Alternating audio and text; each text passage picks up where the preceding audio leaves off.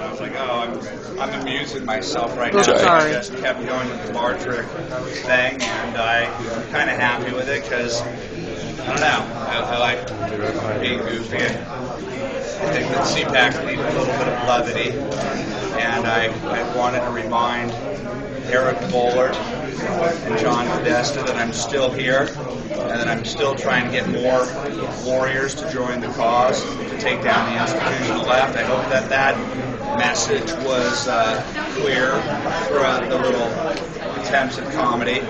So I'm kind of happy, but I'd really like for everybody to start taking seriously the gravity of the Pigford story, because I knew from the very beginning when I started to break this story 7 months ago, when we started what has been an exhaustive research session, a series of sessions, and then in which I hired Lee Stranahan from the Huffington Post, knowing that the media wasn't going to cover a story that had such explosive ramifications coming from the right-wing guy who was associated with Sherrod's firing, and said, how on God's green earth do I reinsert this narrative in which we get back into the facts of the case and get back into why for 4 weeks I was attacked by the institutional left.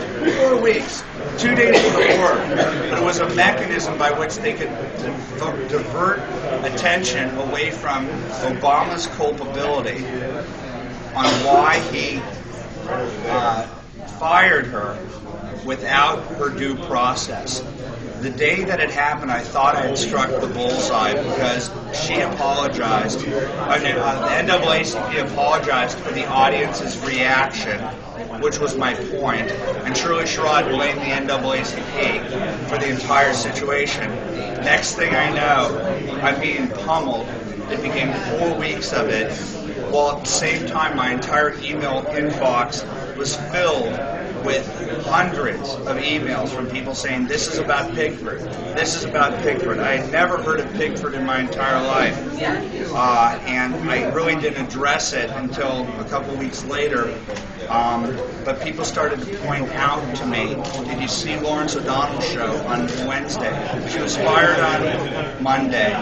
It was a day in which I was traveling across the country, and I thought everything was fine. It shut up the NAACP, which had been attacking the Tea Party relentlessly. I was like, wow, this is great. I went on Hannity, I think, on Monday night, and by the time I woke up the next day, I was under utter assault. By Wednesday, Lawrence O'Donnell on MSNBC was talking about something that I don't think anybody in the room or I would understand what he was talking about.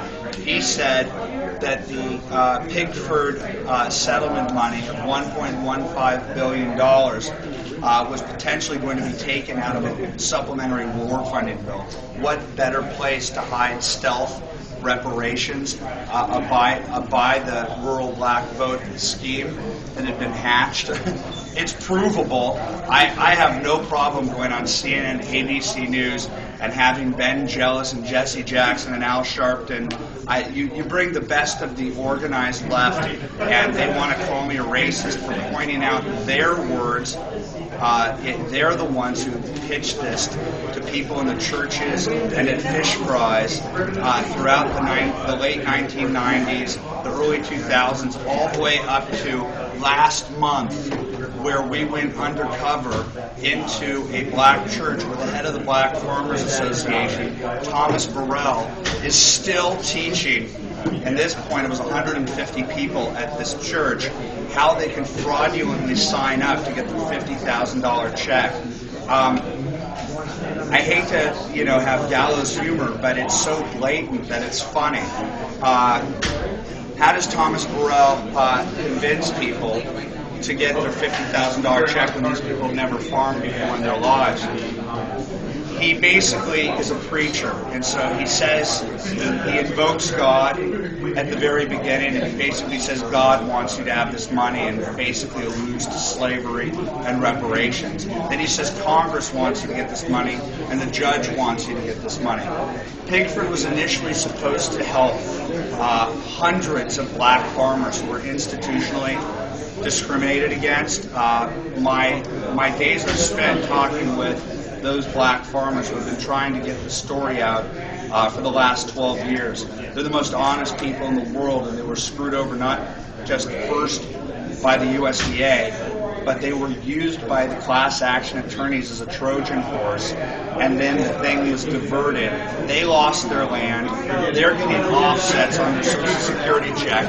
They lost out hugely in Pigford, yet their neighbors who have never farmed a day in their lives were getting $50,000 checks. Now let's get into the mathematics here. I promise you, there is no justification with what has happened, and everything I can say is beyond provable, and I can promise you that behind the scenes, despite the fact that the blogosphere has not seized upon the magnitude of this story, I can promise you that behind the scenes they're shitting in their pants, and there are consequences going on right now as we know it. Today, Thomas Burrell, who we exposed in a press conference at Pigford by showing the 2 hours in which he teaches people how to defraud the government, how to get the $50,000 check.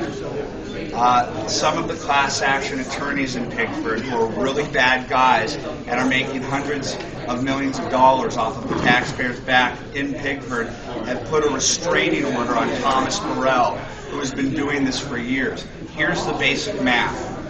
There were 157 black farmers who entered Pigford. Al Pires, the lead lawyer, that's pretty much all he could find that had pretty good cases against the USDA that he could go forward on. He signed these guys up and said he would represent them, but he went up and negotiated with the USDA, the Justice Department, the Janet Reno Justice Department, and a judge, and crafted a resolution that structurally screwed over the black farmer. In fact, on the Thomas Burrell videos, they teach you that the way to get the check is like baseball, that there are 4 questions that you have to answer, and that if you answer one of those questions wrong, you're not going to get the money. And the first question is, were you a farmer? If you answer in the affirmative that you were a farmer, Thomas Burrell says, you're not going to get your money. So the black farmers were screwed over by their class action attorney. Why? Because Al Pires knew that he was not going to make tens of millions of dollars getting back land for his black farmer clients. We have Justice Department memos that show that the Justice Department excoriated Al Pires for not knowing anything about his own clients' cases. And with 2 weeks to go in the settlement, before the settlement was reached, they created a Track A component that for the $50,000 that allowed for attempted to farmers enter the class. That attempted to farmers standard was so easy that anybody could lie. And they were coached to lie, to say that they attempted to farm, their father attempted to farm, their grandfather attempted to farm between 1983 and 1997, and he teaches them in this session that who's going to know if you're not telling the truth? You're going to have to make a decision, but God wants you to have this money. Congress and the judge wrote this in such a way that they want you to get this money. It's all on tape. Pigford is falling apart. 157 black farmers, and it became 957 in the original class. They said that there would only be 2,000 to 3,000 claims in Pigford.